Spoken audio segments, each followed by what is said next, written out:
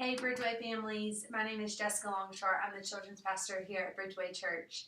I am here to give you some monthly highlights and reminders that will hopefully help you continue to stay connected and in the know of what's going on downstairs with Bridgeway kids. First of all, for anybody who hasn't heard, the best week ever is coming up this summer. WinShape Camps, this is our 7th year being a part of the team that hosts it and brings it here to Greenville. WinShape Camps is a camp that's under the umbrella of Chick-fil-A, which we all love so dearly, and it truly is the best week ever. They did not market that slogan. They truly earned that slogan, and kids come every single day. It's a day camp, 8 to 5 Monday through Thursday, 8 to noon on Friday. It's $159 for the whole week, and the kids come from the second they get there until the second they leave. They are engaged. They are being loved on. They are being spoken truth. They are learning the word. They are interacting with other kids and with camp counselors. It's just truly an excellent organization, an excellent camp that is brought here by the WinShape team. And so we really hope that all of our families with 1st through 6th graders will please choose to participate in this week, because it really is just a ton of fun, and we see so much fruit and so much testimony that continues to ripple long after this 1 week of camp. So this year it's going to be July 3rd through 7th. It's $159 per camper. There is a sibling discount, and you can go to winshapecamps.org and click on day camps and register for that one that's here this year. Also, I wanted to just remind everybody that our Instagram and our Facebook weekly are posting everything from the bottom line that kids learned to articles for parents to use as a resource, as an encouragement. We do different activities that you can do with your family. So if you do not follow us on either of those social medias, we highly recommend it. It's Bridgeway Kids, so facebook.com/Bridgeway Kids, or Instagram is just @Bridgeway Kids. And we just say, please follow us. We've got a lot going on, and we have a lot of announcements, as well as we like to follow you back and keep in the loop of what's going on with your family. So that's just a great resource we like to constantly be reminding people of. Another reminder is our sick policy.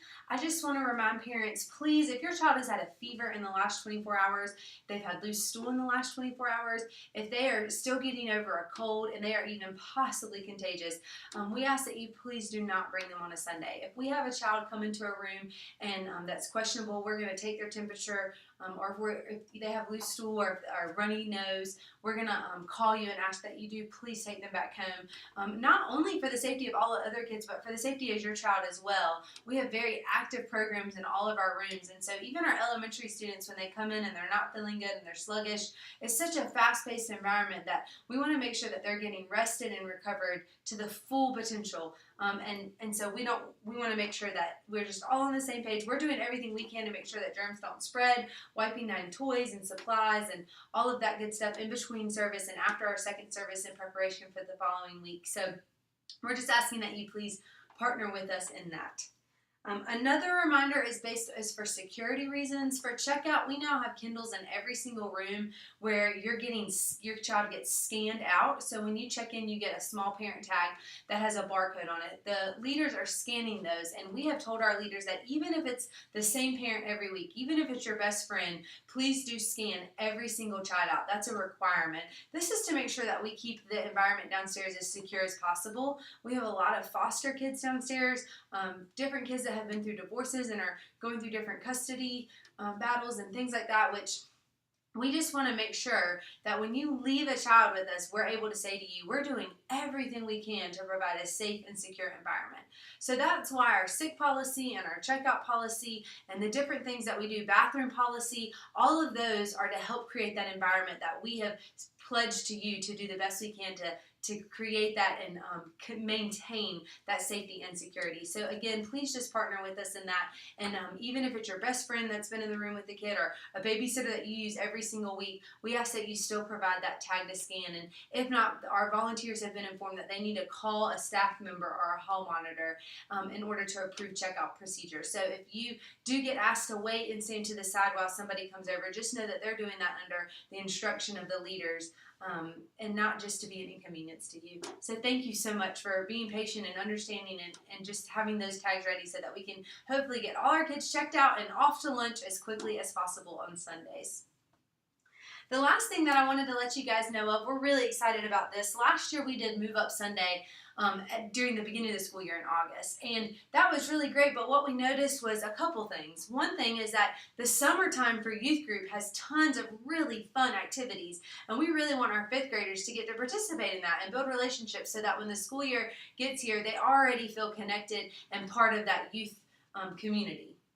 And then also the same thing, we're going to have first graders coming into the big room, and we want to make sure that they have time to adjust to that. There's a big difference between our preschool program and our elementary program. So that time given over the summer lets them really adjust to that. So then in the fall, when they're starting new schools and new classes and new teachers, they're not also coming on Sunday and having to adjust to all the new.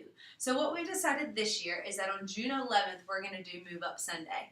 And so all of our grades will move up on June 11th, including that fifth graders will have their last Sunday with us the Sunday before that. So we're, again, really excited about this. We're partnering with the youth ministry to make sure that that's a really fun and engaging transition.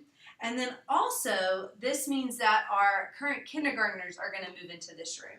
And that, like I said, is a big adjustment, and we recognize that. So what we're going to do is during the month of May, we're actually going to move the kindergartners out from their current room into their own space so that for their program during the month of May, they'll have time in a classroom like they've always had, but then when they come in for worship and for story time, it's actually going to be with the elementary kids so they can kind of get used to the big kids, get used to being in a much larger group for that time, and then that way when June comes, they're just going to take that one half of a step instead of a one full step into the different program.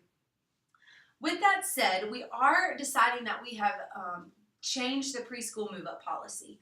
In the past, preschool students have always moved up on their birthday. So when your child turned 3, it was up to you that as soon as you were ready to move them to the 3-year-old room, you can move them to the 3-year-old room.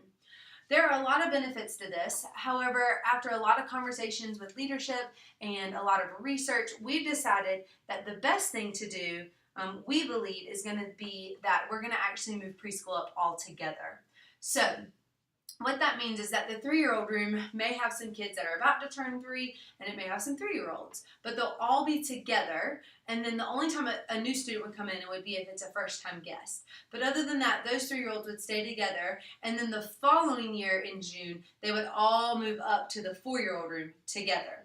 So currently, right now, because we do have students that are all in different spaces based on their birthdays, what we as a staff are doing is taking all the kids that have been here consistently in the last 6 weeks, not all the 6 weeks, but the majority of the last 6 weeks, and we're doing an audit on their birthdays.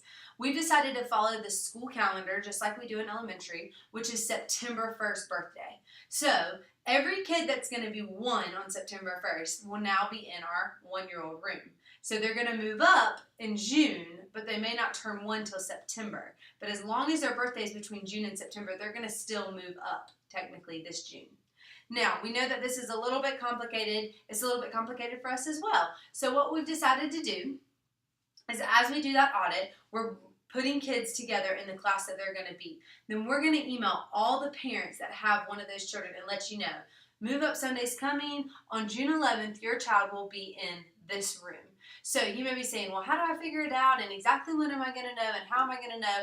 Just know that before June comes, at the end of May, you're going to get an email that's specific to your child, and it's going to tell you exactly which room they're going to be in, which leaders they're going to have. It's going to tell you exactly where that room is located. You're going to get tons of information that's specific for your child's room. In that email, I'm also going to explain to you what the breakdown of a morning looks like for that age group, how the volunteers are equipped each week. I'm going to give you an example of a leader sheet. So there's going to be a ton of good information so that you know on that Sunday, June 11th, when you come downstairs, exactly where your kid goes and exactly what your kid is engaging with all morning long. And it will look like that type of program all year. Obviously, as the year goes on, it'll be different material, different context. For our preschoolers, we'll be maturing the activities with them as they grow throughout the year. But this is going to allow us to truly do that because now we're going to be very familiar with exactly what ages and what kids are in each specific room each week. It's also going to be more of an opportunity for you to connect with your small group leaders, which is something that we always are promoting. And so, again, we think there's going to be a lot of benefits to this, and we're really excited about this. So if you have any questions at all about anything, you can always email us at kids@bridgewaychurch.org. And the very, very, very last thing that I want to tell you about is our Saturday at the Park this Saturday. Our volunteers for about 9 months now have been getting together once a month. And when the weather allows, we have been getting together at Legacy Park. And it's a ton of fun. Our families are out there and we're getting to engage with one another. And what we want to do is open this up to all of our Bridgeway Kids families. It's incredibly informal. We show up in our yoga pants. We eat donuts, we drink coffee, our kids play. Sometimes people don't have kids and they still come because there's a lot going on, there's a lot of community taking place, and there's a lot of connection taking place. And so we just want to let you know about this. Like I said, our next one is this Saturday at Legacy Park. We got there between 9:30 and 11. Incredibly informal, pop in at any point. If we're not up at the playground, we've probably walked down to feed the fish. But there's a whole little trail there and a big open space. So there's something for all ages. And we just want to encourage our families to please come out. Get to know our volunteers. Get to know one another. Get to know our staff. We would love to see you there at Legacy Park this Saturday, 9:30 to 11. All right, guys, that's everything that I have. If I've not mentioned anything that you wanted more information about, or if you are wondering a question about some of the things I talked about, or you missed a date and you don't want to re-listen to this whole video, please feel free again to email kids@bridgewaychurch.org. Have a great day.